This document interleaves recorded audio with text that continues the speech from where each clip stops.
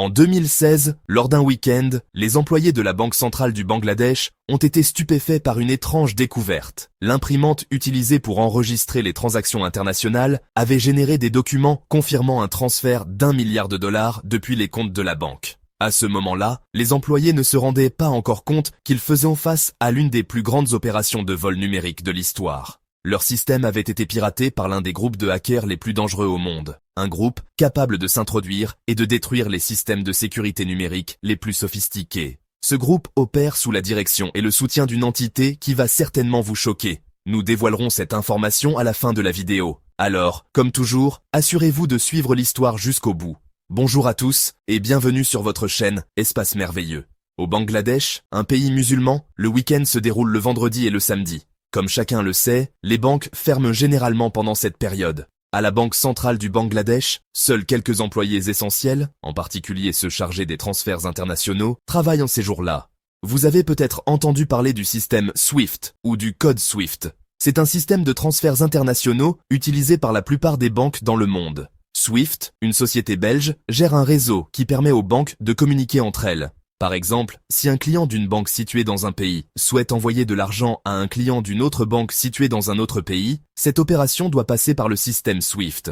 Ce réseau garantit que les banques échangent les informations nécessaires pour transférer les fonds. Tout cela se fait numériquement, sans transfert physique de billets. Pour assurer la fiabilité et la précision de ces transactions, un système sécurisé comme SWIFT est indispensable. Cependant, l'histoire d'aujourd'hui ne porte pas sur une faille dans le système SWIFT lui-même. Ce système est réputé pour sa robustesse, comparable à une forteresse numérique. Mais alors, que s'est-il passé à la Banque centrale du Bangladesh? Comme mentionné, le vendredi et le samedi constituent le week-end. Tous les employés de la banque sont en congé, sauf les employés essentiels, notamment ceux qui supervisent le système SWIFT. Lorsque des transferts internationaux sont effectués via SWIFT, ils sont enregistrés dans un registre numérique et imprimés par une imprimante dédiée située dans la banque afin de disposer d'une copie physique des transactions. Ce système fonctionne 24 heures sur 24. Ainsi, le jeudi soir, à la fermeture de la banque à 17 heures, les employés ont quitté les lieux et verrouillé le bâtiment. Le lendemain matin, vendredi 5 février 2016, un employé en charge des transferts internationaux s'est rendu à l'imprimante pour vérifier les transactions effectuées pendant la nuit. À sa grande surprise, aucune feuille n'avait été imprimée. Cela semblait improbable, car il était quasiment certain que des transactions avaient eu lieu pendant la nuit. Pourquoi l'imprimante n'avait-elle rien imprimé ? Heureusement, le registre numérique des transactions était accessible via l'ordinateur. En le consultant, l'employé a constaté que des transferts avaient bien été effectués pendant la nuit et qu'il n'y avait rien d'anormal dans les enregistrements. Le problème semblait donc provenir uniquement de l'imprimante. Tout au long de la journée de vendredi, les employés ont tenté de résoudre le problème, mais l'imprimante restait éteinte. En fin de journée, ils ont décidé de rentrer chez eux, supposant qu'il s'agissait d'un simple dysfonctionnement technique. Les techniciens, n'étant pas en service pendant le week-end, ils ont prévu d'attendre jusqu'au dimanche pour résoudre le problème. Le samedi, les mêmes employés sont revenus au travail. Après plusieurs heures de tentatives, l'imprimante s'est soudainement remise en marche. À ce moment-là, elle a commencé à imprimer toutes les transactions accumulées entre le jeudi soir et le samedi matin. Les employés s'attendaient à ce que les documents imprimés correspondent aux enregistrements du registre numérique. Mais, à leur grande surprise, 35 transactions parmi celles imprimées n'apparaissaient nulle part dans le registre numérique. La situation s'est rapidement transformée en cauchemar. Le montant total de ces transactions non enregistrées atteignait 951 millions de dollars, soit près d'1 milliard de dollars. D'où provenaient ces transactions? Pourquoi n'étaient-elles pas enregistrées dans le système numérique? Ces demandes de transfert avaient été envoyées à la Réserve fédérale américaine à New York. Vous vous demandez peut-être quel est le lien entre la Réserve fédérale américaine et la Banque centrale du Bangladesh. En réalité, la Banque centrale du Bangladesh détient un compte à la Réserve fédérale, où sont stockés des milliards de dollars appartenant aux réserves nationales du pays. Ces fonds, libellés en dollars, sont conservés aux États-Unis. Les demandes de transfert suspectes visaient à déplacer 1 milliard de dollars depuis ce compte vers plusieurs autres comptes situés aux Philippines. À ce moment précis, les employés de la banque ont été pris de panique. Qui était à l'origine de ces transferts? Comment avaient-ils pu être initiés? Mais avant de répondre à ces questions, il fallait d'abord qu'ils arrêtent les dégâts. Au milieu de leur confusion, ils ont rapidement vérifié les demandes de transfert et ont découvert que 4 d'entre elles, d'une valeur de 81 millions de dollars, avaient déjà été envoyées aux Philippines. Cependant, 31 autres transferts, représentant la plus grande partie du milliard, restaient en suspens. Leur mission urgente était donc de sauver ces fonds restants et de les empêcher de sortir de leur compte auprès de la Réserve fédérale américaine. Ils ont immédiatement tenté de contacter la Réserve fédérale, mais malheureusement, c'était un samedi. Et, aux États-Unis, samedi et dimanche, c'est le week-end. Personne ne leur a répondu, et il est probable qu'ils ne recevront pas de réponse avant lundi. Les employés ont alors essayé de joindre la société Swift, responsable des transferts internationaux, qui leur a conseillé de fermer leur système de transfert. Bien entendu, cela nécessitait l'approbation du directeur de la Banque centrale. Cependant, lorsque les employés ont contacté le directeur, sa réponse a été de minimiser la situation, affirmant qu'il s'agissait probablement d'une simple erreur et que cela serait rapidement corrigé. Le directeur, malheureusement, n'a pas pris la situation suffisamment au sérieux, et même s'il l'avait fait, cela n'aurait probablement rien changé. Le lendemain, le dimanche, les employés de la Banque centrale, accompagnés du directeur, sont retournés au travail. Comme mentionné, le début de semaine commence le dimanche en Asie, mais en Amérique, les employés fédéraux étaient toujours en congé. La banque ne parvenait toujours pas à joindre la Réserve fédérale américaine. En tout cas, la Réserve fédérale ne procéderait probablement pas au transfert des 31 transactions restantes, tant qu'ils n'auraient pas réussi à entrer en contact avec eux. Le plus grand problème restait cependant les 81 millions de dollars déjà envoyés vers les Philippines. Les employés ont alors essayé de joindre la banque philippine, où les fonds avaient été transférés. Mais encore une fois, ils n'ont obtenu aucune réponse, car aux Philippines, le lundi était un jour de férié en raison des célébrations du Nouvel An chinois, un événement très important en raison des liens culturels forts entre les Philippines et la Chine. Alors, la Banque du Bangladesh ne pourrait pas contacter la banque philippine avant mardi.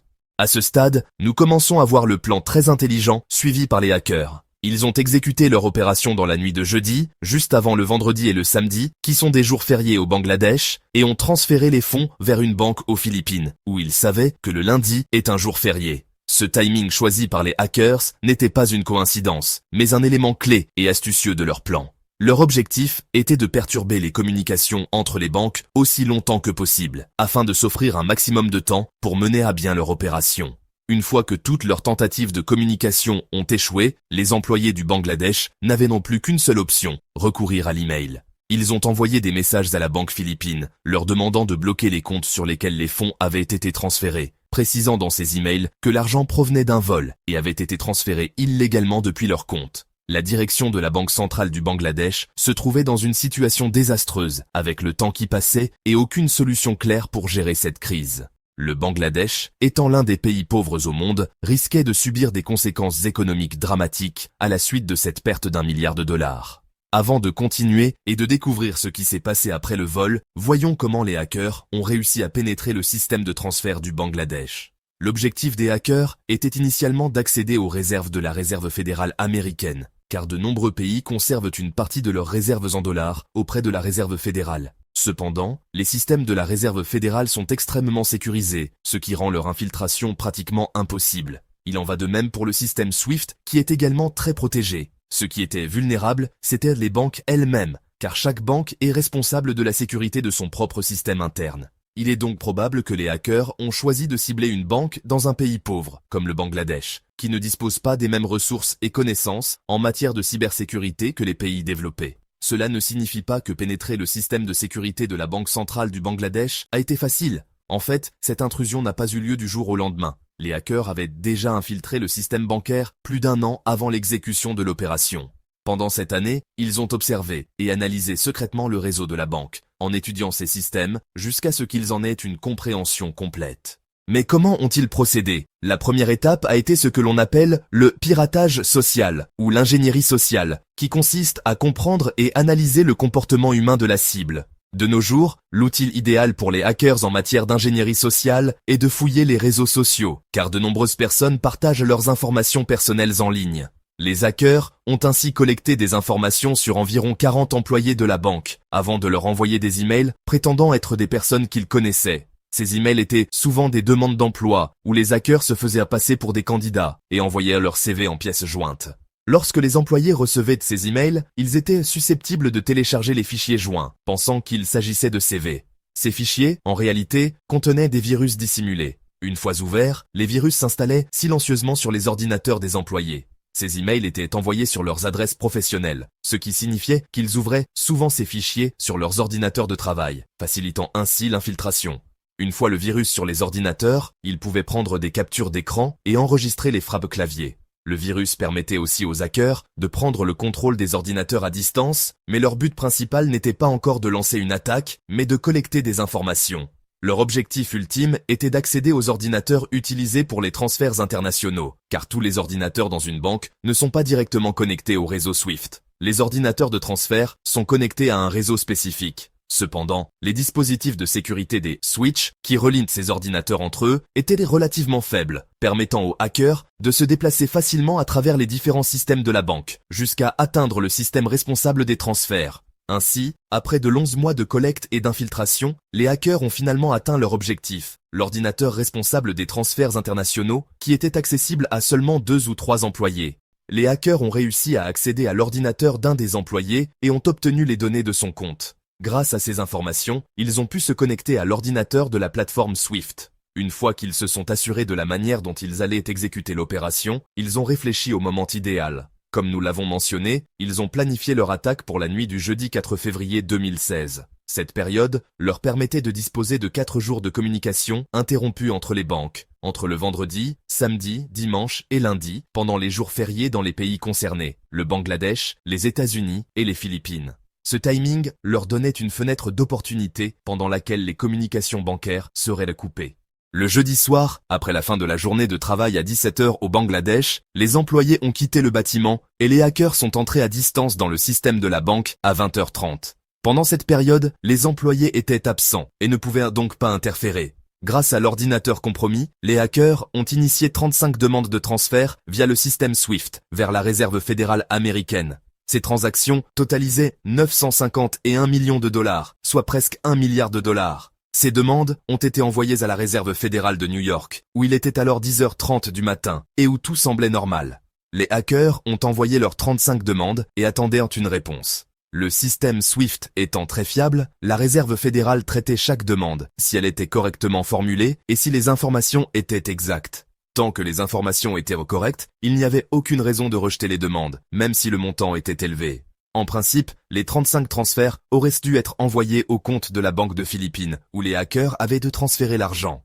Cependant, pour une raison étrange, seulement 4 des 35 transferts ont été acceptés. Les 31 autres ont été suspendus et mis en attente. Le montant des 4 transferts validés s'élevait à 81 millions de dollars, ce qui restait une somme énorme, plaçant cette opération parmi les plus grandes tentatives de piratage bancaire de l'histoire. Cependant, les hackers se sont interrogés sur les raisons pour lesquelles les 31 autres transferts avaient été suspendus. Et là, la coïncidence qui a sauvé la Banque centrale du Bangladesh d'une perte supplémentaire de 870 millions de dollars a eu lieu. Alors que s'est-il passé ? Il s'avère que les comptes en question étaient enregistrés sous des noms chinois, et ces comptes avaient été ouverts environ 10 mois avant l'opération. Ils étaient restés inactifs jusqu'au jour de l'attaque, lorsque des millions de dollars ont été transférés vers eux.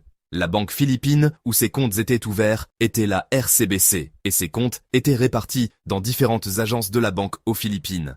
L'un des établissements était situé sur une rue appelée Jupiter. De manière fortuite, une autre entreprise, située dans un autre pays, également appelée Jupiter, était impliquée dans des transactions avec l'Iran, un pays sous sanctions américaines. En conséquence, toute société ayant des relations avec l'Iran figure sur la liste noire des États-Unis. Et donc, le nom Jupiter a déclenché une alerte dans le système de la Réserve fédérale. Ainsi, les 31 transferts qui étaient destinés à la branche située sur la rue Jupiter ont été mis sous revue. Bien que le Jupiter des Philippines soit un établissement complètement différent de celui impliqué avec l'Iran, le système de la Réserve fédérale a confondu les deux et a mis ces transactions sous surveillance. Il est incroyable de constater qu'une telle coïncidence a permis d'empêcher un transfert de 870 millions de dollars, ce qui a constitué une forme de protection divine pour la Banque centrale du Bangladesh et son économie. La banque était en effet dans une situation où la perte d'1 milliard de dollars aurait été catastrophique. Mais cette chance ne s'est pas arrêtée là. En effet, après le traitement des 4 transferts, les hackers ont attendu 7h30 pour voir si les autres demandes seraient validées. Lorsqu'ils ont quitté le système SWIFT à 18h, heure de New York, ils ont supposé que le travail était terminé et que les transferts n'arriveraient pas. Mais imaginez s'ils ont attendu encore 1 heure de plus. En effet, quelques employés de la Réserve fédérale étaient encore en service et réexaminaient les transferts en suspens. Quand ils ont vérifié ces transferts venant du Bangladesh et remarqué que le nom de la rue Jupiter en Philippines ne correspondait pas à la société Jupiter de la liste noire, ils ont compris que la suspension de ces transactions était une erreur du système. Normalement, les transferts auraient été validés, mais étant donné le montant élevé des fonds, ils ont décidé de demander une confirmation supplémentaire à la Banque centrale du Bangladesh. Cela a été une chance supplémentaire pour la banque, car si les hackers étaient restés dans le système et avaient répondu à cette demande de confirmation, tout aurait pu être validé. Avant de quitter le système, les hackers ont supprimé toutes les transactions du registre numérique. Les 35 demandes exécutées ont disparu des archives numériques, et ainsi, lorsque les employés se sont présentés le lendemain, ils n'étaient au courant de rien. De plus, les hackers avaient saboté l'imprimante, qui était connectée au réseau. Avant de partir, ils ont installé un virus pour désactiver l'imprimante. Quand les employés sont arrivés et ont constaté que l'imprimante était hors service, ils ont supposé qu'il s'agit simplement d'une panne technique. Ils n'ont réalisé la gravité de la situation que le samedi suivant, lorsqu'ils ont pu redémarrer l'imprimante et que celle-ci a imprégné les transactions, y compris celles des hackers, d'une valeur d'1 milliard de dollars. Les responsables de la banque n'avaient toujours pas compris comment ces transferts avaient été réalisés, croyant initialement qu'un individu était entré physiquement dans le bâtiment et avait accédé à l'ordinateur de manière clandestine. Après avoir vérifié les enregistrements vidéo des caméras de sécurité pendant plus de 8 heures, ils n'ont trouvé personne d'autre que l'agent de nettoyage. Ils n'avaient toujours pas encore saisi qu'il s'agissait d'un piratage. De leur côté, les hackers ont commencé à déplacer les fonds dès qu'ils ont été transférés aux Philippines. Laissez-moi vous donner quelques détails sur leurs comptes dans la banque philippine. Tout d'abord, tous ces comptes ont été ouverts avec des identités falsifiées et la personne responsable dans la banque qui a autorisé l'ouverture de ces comptes était la directrice d'une des agences. Cette directrice était très coopérative avec les criminels, elle les a aidés à ouvrir les comptes et, semble-t-il, avait déjà un accord avec eux pour leur préparer des sommes importantes en espèces. Dès que les 81 millions de dollars ont été déposés sur leur compte, la directrice a commencé à leur préparer la plus grosse quantité d'argent possible, allant même jusqu'à demander des sommes énormes à des agences bancaires voisines de la sienne. Pendant le vendredi, qui est la fin de la semaine, elle a réussi à organiser 22 millions de dollars en espèces, en pesos philippins. Cette somme en pesos représente plus d'1 million de billets de banque, une quantité énorme. La directrice a ensuite distribué cet argent dans des sacs et des employés de la banque ont vu la directrice elle-même prendre ces sacs, accompagnée de plusieurs personnes, et les charger dans une voiture. Ces personnes sont parties avec l'argent. Les criminels ont ainsi réussi à transformer 22 millions de dollars des 81 millions en espèces. Les 59 millions restants étaient encore à la banque, mais nous y reviendrons plus tard. La question est, cet argent en leur possession, pouvait-il en faire ce qu'ils voulaient? La réponse est non, car cet argent pouvait être suivi. Il provenait du même établissement bancaire et chaque billet avait un numéro de série. Il leur fallait donc blanchir cet argent, c'est-à-dire le transformer en argent légal, difficile à retracer. Cela explique pourquoi ils ont choisi les Philippines. Dans ce pays, il y a d'énormes casinos où des centaines de millions de dollars passent chaque jour. Et ces casinos échappent à toute surveillance financière. Les criminels ont donc distribué l'argent entre un groupe de 10 à 15 personnes, probablement non membres du groupe principal, mais des personnes rémunérées pour cette tâche. Leur mission était de prendre l'argent et de se rendre dans un casino pour y effectuer un blanchiment d'argent. Ils échangeaient l'argent en espèces contre des jetons de casino pour jouer. Par la suite, ils retournaient les jetons au casino pour les échanger contre de l'argent propre, difficile à retracer, et ce processus rendait l'argent presque impossible à suivre. De plus, les casinos aux Philippines ne se préoccupent pas de l'origine de l'argent, même si de grandes sommes sont échangées, surtout en période de fête, comme le Nouvel An chinois. Les criminels avaient prévu un autre détail pour s'assurer de ne pas perdre leur argent. Ils jouaient entre eux. Par exemple, 5 d'entre eux se retrouvaient à une même table, sans personne d'autre, de sorte que les gains et les pertes restaient entre eux. Ainsi, même s'ils gagnaient ou perdaient, les montants restaient dans leur cercle, et le casino ne prélevait qu'un faible pourcentage des montants échangés qui varient entre 1 et 2%. Ils ont continué à jouer et à blanchir l'argent pendant plusieurs jours. Pendant ce temps, la Banque du Bangladesh tentait de contacter la banque philippine. Finalement, le mardi, après la fin des vacances du Nouvel An chinois, les employés de la banque RCBC aux Philippines sont retournés au travail. Dès le matin, la direction de la Banque du Bangladesh a essayé par tous les moyens de contacter les responsables de la banque philippine, mais ce n'est qu'après 5 heures de tentative qu'ils ont pu joindre un responsable important. La surprise a été de découvrir que les 81 millions de dollars avaient été retirés. 22 millions avaient été pris dès le vendredi, comme mentionné plus tôt par la directrice, et les 59 millions restants avaient été retirés durant les 5 heures de communication entre les deux banques. Les criminels avaient coordonné avec la directrice pour retirer cet argent, tout comme la première fois. Mais cette fois-ci, il leur a été plus facile de récupérer les fonds car c'était le début de la semaine, contrairement à vendredi où ils étaient arrivés en fin de semaine.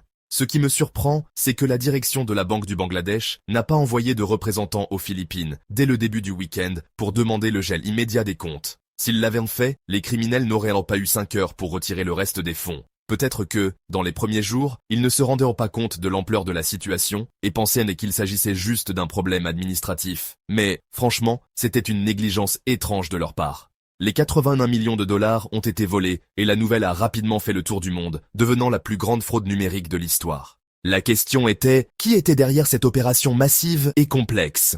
Les enquêtes ont pris un certain temps et ont impliqué plusieurs autorités de sécurité des États-Unis, du Philippines et du Bangladesh. Au début, ils n'avaient aucune idée de l'identité des hackers, mais des experts ont dû analyser les ordinateurs de la banque pour retrouver des indices. C'est alors qu'ils ont découvert un lien frappant entre les logiciels malveillants utilisés pour l'attaque et ceux utilisés lors de l'attaque contre Sony en 2014, un événement qui avait fait grand bruit à l'époque. Les hackers responsables de cette attaque contre Sony étaient un groupe connu sous le nom de Lazarus. Pourquoi le groupe Lazarus a-t-il attaqué Sony en 2014 ? Certains se souviennent peut-être de cet événement, car il avait fait une grande polémique à l'époque. Sony avait produit un film comique intitulé The Interview, dans lequel 2 journalistes se rendent en Corée du Nord pour rencontrer son leader, le fameux Kim Jong-un. Ce film est une comédie et a dépeint Kim Jong-un de manière satirique. Cependant, le véritable Kim Jong-un s'est énervé, et de nombreuses menaces ont été envoyées par la Corée du Nord à Sony, leur demandant de retirer ce film, sous peine de conséquences graves. En effet, le film a été retiré de la plupart des cinémas à travers le monde en raison de menaces sérieuses, y compris des menaces d'attentats à la bombe ou de fusillade dans les cinémas. Mais les gens, surtout sur Internet, ont exigé que le film soit diffusé. Sony a alors décidé de le rendre disponible à la vente ou en streaming en ligne. Le groupe de hackers Lazarus, responsable de l'attaque contre Sony, ont piraté la compagnie et son réseau. Les employés de Sony ont dû revenir à l'utilisation de papier et crayon, comme s'ils avaient fait un bond de 50 ans en arrière. De plus, des milliers de fichiers et d'emails ont été divulgués, dont certains comprenaient des informations embarrassantes et compromettantes. Le groupe Lazarus est clairement lié à la Corée du Nord, et on suppose qu'ils sont soit des employés directs du régime nord-coréen, soit des mercenaires rémunérés par celui-ci pour mener ces attaques. Une fois qu'ils ont analysé les codes trouvés dans les ordinateurs de la Banque centrale du Bangladesh, les experts ont trouvé une correspondance avec les codes utilisés pour l'attaque contre Sony. Cela laisse penser que les mêmes personnes ont été responsables des 2 attaques, ce qui est un indice majeur. Le piratage de la Banque centrale de Bangladesh semble donc être l'œuvre du groupe Lazarus. La complexité et l'ampleur de l'attaque, qui a duré 1 année, incluant les comptes aux Philippines et le blanchiment d'argent, nécessitent une organisation de grande envergure. L'attaque de Sony et le piratage de la Banque centrale de Bangladesh n'ont pas été les seuls exploits du groupe Lazarus. En 2017, ils ont lancé un virus mondial nommé WannaCry, qui a infecté des centaines de milliers d'ordinateurs à travers le monde. Ce virus cryptait les fichiers des victimes, exigeant une rançon en Bitcoin pour leur décryptage. Cependant, la plupart des victimes n'ont pas pu récupérer leurs fichiers, même après avoir payé. Le montant total des rançons payées par les victimes s'élevait à 100 millions de dollars. Mais le véritable dommage résidait dans les milliards de dollars de pertes économiques, causées par l'arrêt des activités dans les entreprises et institutions touchées, telles que les hôpitaux, les banques, les transports et autres services critiques. En raison de l'ampleur de l'attaque, le groupe Lazarus est désormais considéré comme l'une des plus grandes menaces cybernétiques mondiales, soutenue par la Corée du Nord. Pour en revenir au vol de la Banque centrale de Bangladesh, les conséquences ont été graves, notamment des démissions de hauts responsables, dont le gouverneur de la Banque centrale. Les hackers et les voleurs n'ont cependant pas été arrêtés. Aux Philippines, seule la directrice d'agence ayant facilité le transfert de l'argent a été arrêtée. Maya Degito, cette directrice, a été condamnée à 59 ans de prison et à une amende de 109 millions de dollars, soit plus que la somme volée. Elle est la seule à avoir été jugée dans cette affaire, tandis que les hackers et l'argent volé demeurent introuvables. Ce vol reste à ce jour la plus grande cyberattaque de l'histoire, et l'une des plus importantes dans l'histoire des braquages bancaires. Il aurait pu devenir l'attaque la plus massive de tous les temps si toutes les transactions envoyées par les hackers avaient été approuvées, mais un heureux hasard a empêché cela. Cette attaque met en lumière l'énorme vulnérabilité de nos systèmes numériques, et il est probable qu'une cyberattaque encore plus grande se produira à l'avenir. L'ère numérique dans laquelle nous vivons continue de se développer de manière exponentielle, et il est certain que de futures attaques informatiques seront encore plus complexes et dévastatrices. C'est ainsi que se termine l'histoire d'aujourd'hui. J'espère qu'elle vous a intéressé. N'oubliez pas de liker, de vous abonner et d'activer la cloche de notification. Merci d'avoir regardé et à bientôt pour une nouvelle histoire flippante.